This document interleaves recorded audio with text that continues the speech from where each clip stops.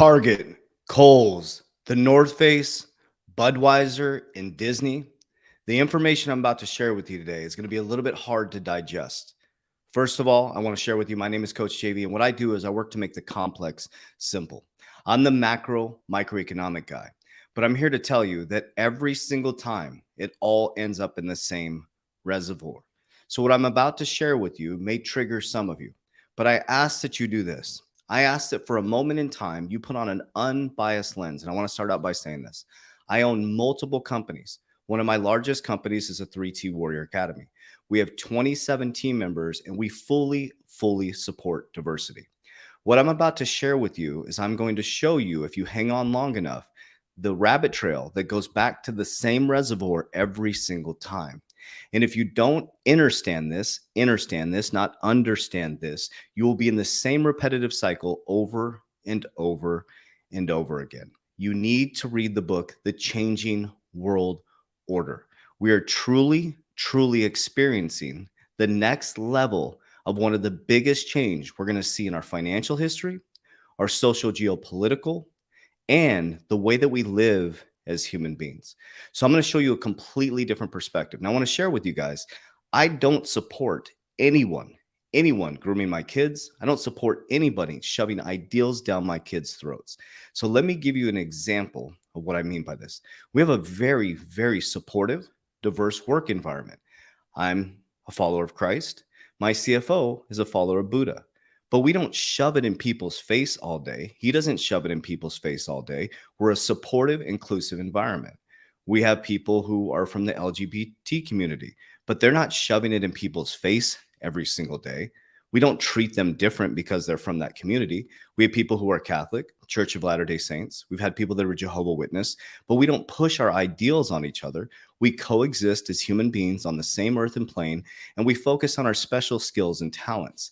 But I'm going to show you a different perspective from a financial perspective because it always comes back, just like the banking system, to the same pool of money. So you may think that there's this support system happening. So I want you to put your lens on and completely unbiased, no matter what side of the fence you're on with this. Okay. No matter what side you're on the fence of this, after I present this video, you may see that this is all by design to get us to go against each other. Okay. Think about that for just a moment. What if this was all by design to get us to go against each other? Here's a fact. We're moving from Web 2.0 to Web 3.0, industrial to technical. We are moving into a new way of doing business, and there's something that you're not paying attention to called ESG, environmental, social, governance. When you hear ESG, you think climate change. That's a small part of, well, it's a big part of it, but there's many other deep-rooted factors in there. If you own a company, you will not get funding if you're not hitting your ESG scores. And I'm going to break down from Ray Dalio's Changing World Order all the way, that's going to shock you at the end of this video, to show you which companies own the companies that are pushing this agenda in front of our face. Remember, if they can get us to fight, they can get us to give our money back. It's the same cycle over and over again. So let's break this down. Let me show you facts, figures, numbers, logic. So put on your unbiased lens if you can, and let's walk through this. First of all, again, I said I don't support anybody. I raise my kids to be supportive, to be inclusive, but also to understand who they truly are. Okay. So I'm not saying I'm for, against, up, down. I'm not left. I'm not right. God is my president and CEO, and God guides me and my family. Okay. I don't judge another human being for what they pick. I stay focused on my family. I stay focused in my lane. I pull the log out of my eye before I ever pull the log out of somebody else's eyes. They're getting you to pull the log out of other people's eyes over and over and over again when you're not even focused on your own family. That's what they want you to do. They want you working 2 jobs. They want you outside of the house. They want Disney raising us, our kids. They want TikTok raising our kids. They want all these other things raising our kids, because if they can raise our kids, we can't, because we have to work 2 jobs because we're borrowing against our future selves. And the fact is, most of you, if you don't make the switch now, are going to retire with less than $1 million, and you're going to have to work the rest of your life and not be able to spend the proper time with your kids. So you raise your kids. It used to be the mom would stay home and raise the child. The dad would go to work. He would provide. And now daycares, after school programs, YMCA, all these other companies raise our kids. The TV raises our kids. Disney raises our kids. So I'm going to show you how it ends up in the same pot. So now we're going to take a macroeconomic view and we're going to take a financial political view on this. Okay. So this is from The Changing World Over with Ray Dalio. Okay. So the cycle that we've gone through, if you look over here, I'm going to be looking at my screen over here. So you see, number one, there's a new internal order and new leadership. Okay. Resources allocation, systems and government is number two, bureaucracy and built and refined. Then you go through a period of peace and prosperity, excess and widened wealth gaps. So what did we go through? So Warren Buffett said it the best. He was born, I think, in 1932. He said he's had it easy. He was born out right after 1929, and we've had since 1929 peace and prosperity. I mean, we had some things go on in between there, but we had excess and widening wealth gaps. So the wealth gap has gotten dramatic since 1978. Okay, the top 1% income has grown by 138%, and the bottom quartile has only grown by 15%. Okay, and here's how they do it. Now we're heading into number five, bad financial. Actually, we're in number five, bad financial conditions and intense conflicts, which we're heading into now. China wants to invade Taiwan. Russia invaded Ukraine. America is going to protect Taiwan. We're protecting Ukraine when we're not even taking care of our own business here in America. And now we're heading into civil wars and revolutions. Now, I want you to understand what a civil war is. So let's take a look at that, okay? And this goes into what I'm about to share with you. That's why I need you to take an unbiased lens in this. A civil war is a war in which parties within the same culture, the same society, or nationally fight against each other for control of political power. So what do you see happening on TikTok now? There's the left going against the right. There's the one community against the other community. And it's just this vicious fight. That's what they want. That's why these things are going viral. That's why it's widespread. That's why they keep fueling the fire. They're getting us to separate. Okay, we had the BLM movement. They got us to separate. Now we're having another movement. They're getting us to separate, and they're slowly, methodically pulling humanity apart, putting them into separate groups. And when you put them into separate groups and you point out their differences, when we're 99% alike in our DNA and you point out their 1%, you get them to fight. They're looking this way. They're looking this way as the whole system changes this way. Okay, so now we know where we're at in the cycle. Okay, this is Ray Dalio's cycle right here. We're heading into decline and we're heading into civil war. We know the definition of civil war. So now this gentleman right here, we're going to watch a video. This is a Larry Fink. I highly recommend you follow him in regards to understanding what's happening in the world. We're going to listen to a video from him. Now, she's talking about ESG narrative. She calls it a narrative has become personal. Now, he's going to talk about climate change, but I'm going to show you how deep ESG goes. And you're going to be shocked to see what companies own Target, Disney, Kohl's, and the North Face. So hang on for this whole video. Get your pen and paper out. So let's listen to what he says about the ESG narrative getting personal. How much has the political backlash, thank you, to ESG investing had on you and BlackRock? Other than being dehydrated, actually, if you just reflect on BlackRock's flows last year, the backlash, it's public. We lost about $4 billion of flows from various states. Okay, this is key. What he's about to talk about, I want to preface this for you. I want you to write this down. He's going to say from the backlash around them pushing ESG. Remember, Pope is pushing ESG. Larry Fink is pushing ESG. BlackRock has Aladdin, a sophisticated trading platform that is ESG friendly, that is now connected to Coinbase. Pay attention, guys. Okay. So he's talking about how much money they lost when they started pushing ESG. Now, ESG is a big package of stuff. It's not just climate change, guys. Okay. But listen to what he says. They got lost a bunch of money, and then he's going to say something else. Watch, listen. But in long-term flows last year, we were awarded $400 billion just last year. In the United States, our clients entrusted us with an additional $230 billion. So you tell me, $4 billion out and 230 in the U.S. On the other hand, let me be clear. Okay, this is key. He said in the U.S., $4 billion went out, 203 billion came in. And he said, long term, Let's pay attention to what's happening. What's happening, we're transitioning into a new climate change narrative, ESG funding. If companies are not ESG friendly, they have an ESG score. If they don't meet the ESG score and they're not pushing this agenda forward, they will not get their funding. So Target, Disney, these companies don't care whether you boycott them. They're going to get bailed out in the future. As you sit there and argue about the problems that they're creating, and you're barely making it, barely able to make your pay, they're going to get funded in the future, guys, because they're following the narrative. It's about money, funding. And if they don't, like companies, if they don't get their carbon credits, they won't get their funding. They can choke the money supply off because it ends up in the same hands over and over again. Okay. So let me go a little bit deeper with this. So Larry, the gentleman we just watched, Larry Fink, is on the board of trustees for the World Economic Forum. Okay. What does the job of the board? So that gentleman, BlackRock, who runs the largest asset company in the world, basically owns the world. Let's put it that way. Okay. Larry Fink is on the board of trustees for the World Economic Forum. The board of trustees mission, look it up, is to move the mission and purpose of the World Economic Forum forward. So you have the largest asset manager in the world who is on the board of trustees for the World Economic Forum and is appointed in 2019, right before the pandemic. And now he is here to move the mission and purpose of the World Economic forward. So this is ESG. Data can keep businesses accountable, but only if it can be trusted. So there's this huge narrative. Now there's climate change, there's socio-geopolitical. We're going to dive a little bit deeper into this, okay? So I'm going to show you what is happening on the socio-geopolitical front that's getting us to fight like a civil war and getting us to focus on our differences as the system changes. Okay, so ESG data. So this is basically talks about, this was on May 22nd, 2023. So it's reliable ESG data is the only way to drive meaningful progress and sustainability. Blockchain, there's many different ways, VeChain.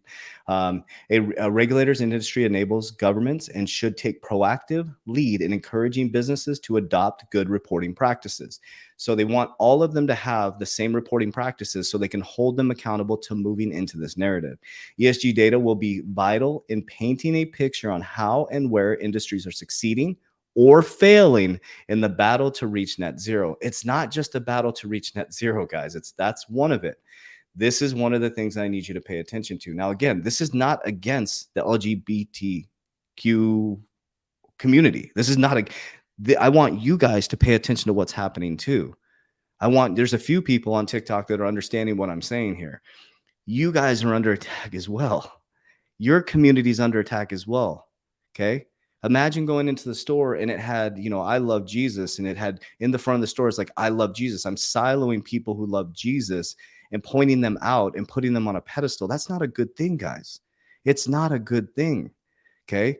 So the ESG for LGBTQ plus diversity inclusion offers an attractive way for LGBTQ community to use its combined wealth to support corporations with strong diversity and inclusion policies. At least one ETF now exists to help investors prioritize social responsibility for LGBTQ communities in their investments. Let me read that one more time, okay? Listen to what I'm saying. The money goes back into the same pool. Money and politics always lead them to get us to fight against each other. At least one ETF now exists to help investors prioritize social responsibility. Prioritize, it says prioritize right here, for LGBTQ community. So that's what you're seeing right now.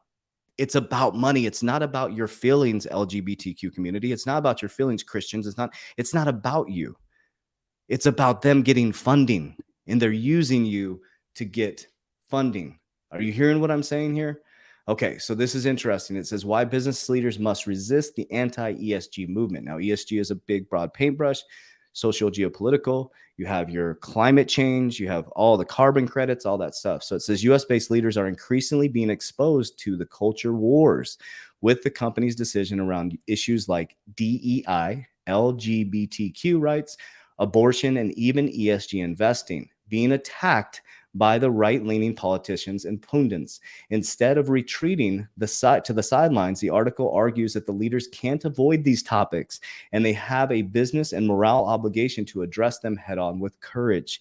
So basically, they're being forced, and I'm going to show you why. Okay, so this is another thing you want to pay attention to. Human rights campaign. So this is corporate equality index. They're being measured off of this index right here, guys. They're being measured off of this index right here. Imagine, and I'm not saying this is good, right, or indifferent. You're the CEO of Target, and you're getting pressure put on you by the shareholders, the top shareholders. Listen, I am here to move this agenda forward. They are, Larry Fink, to move this agenda forward. You're either going to do this or you're going to be out of our funding pool. You work for the shareholders. If you are a CEO of a company and you're publicly traded, you work for the shareholders. There's a massive moral dilemma happening right here, okay? Good, bad, or indifferent. This is an unbiased view.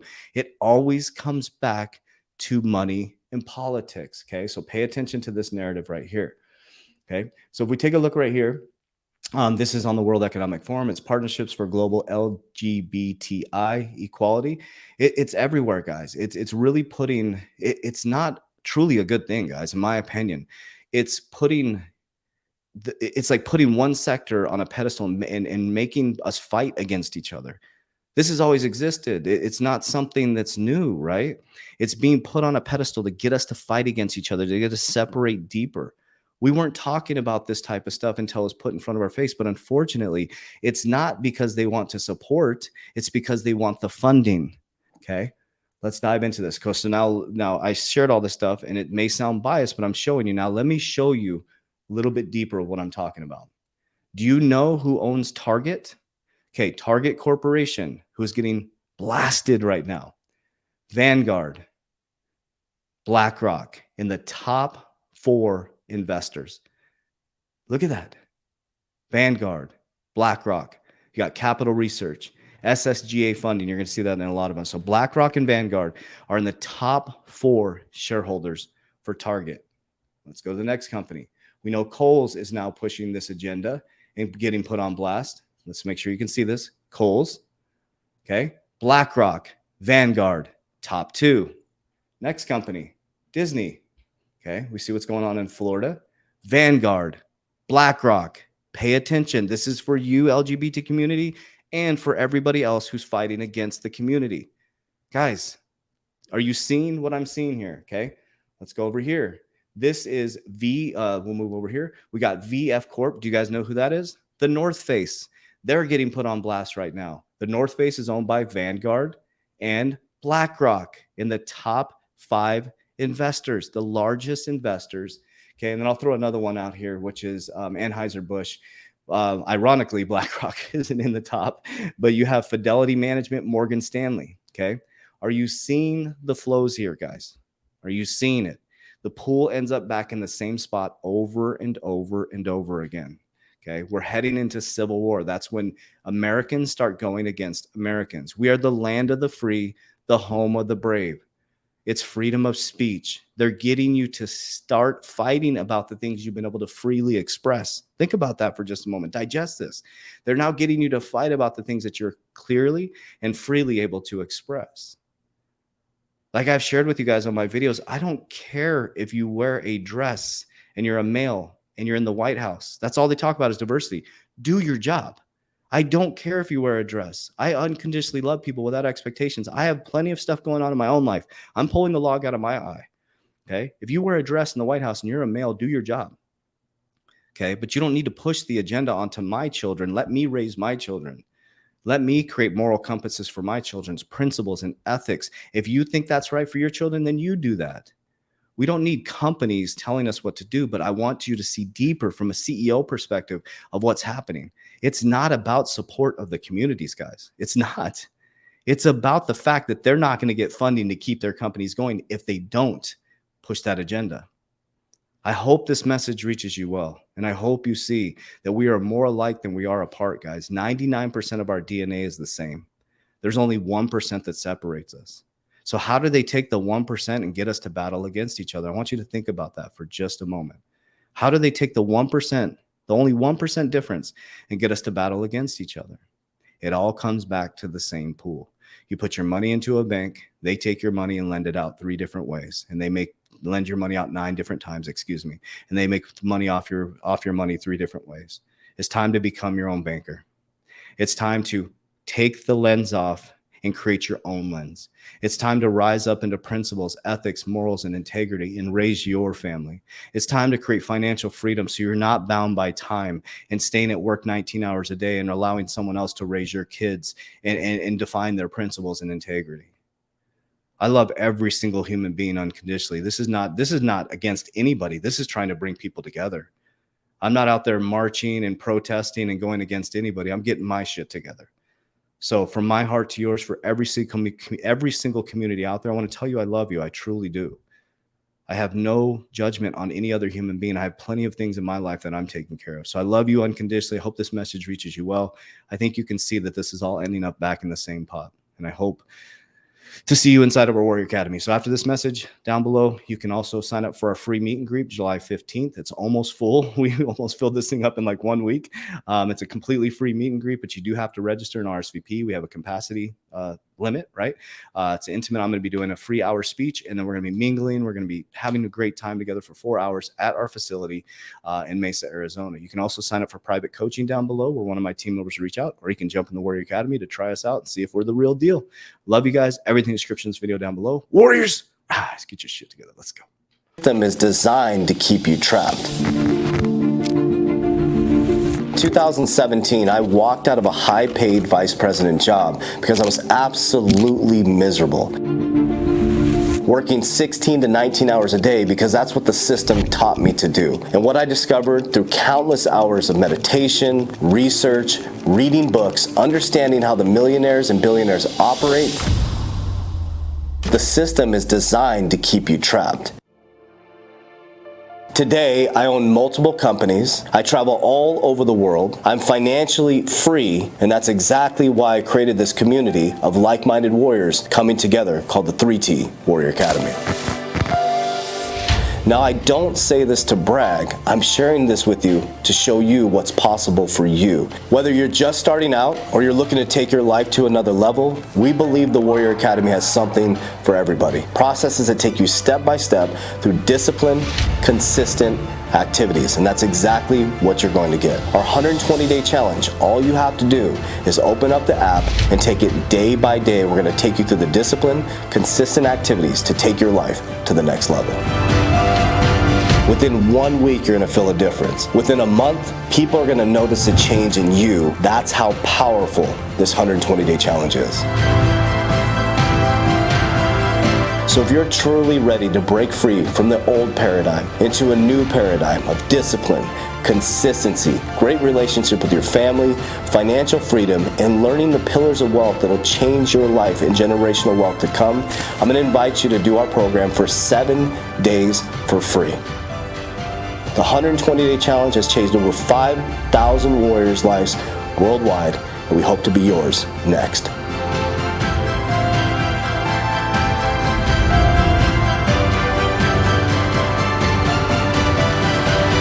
Warriors, let's get your together. Let's go.